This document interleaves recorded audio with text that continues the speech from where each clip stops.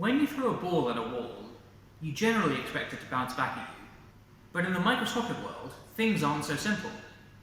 The rules of quantum mechanics say there's a small chance that the ball will tunnel through the wall, no matter how thick it is.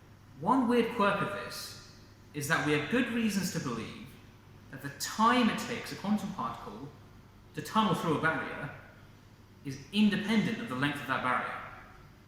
The problem is, that seems to mean that it's possible to send a particle through a barrier faster than you can send a particle through empty space at the speed of light. And that sounds like a violation of special relativity. So in this paper we did two things.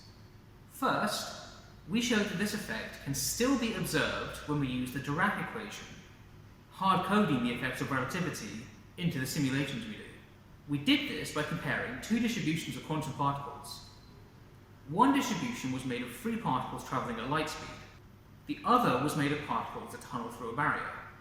When we did this, we found that when the particles did tunnel, they arrived earlier than light speed particles travelling freely. In particular, the peak of the distribution of tunneled particles was found to arrive at a screen before the peak of the free particle distribution could reach it. We argue in this paper that, in a very real sense, this can be interpreted as a superluminal time of flight. But the second thing we did was show that this effect can't be used to send a signal faster than light. That's because tunneling diminishes the flux of particles by a huge amount. That means that the peak of the tunnel distribution, despite arriving earlier, is way smaller than the peak of the light speed particle distribution.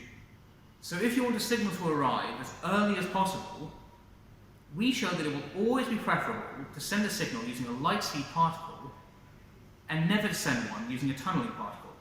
These results are important because there's been a lot of back and forth on this issue over the years, with different authors claiming different interpretations of results similar to ours.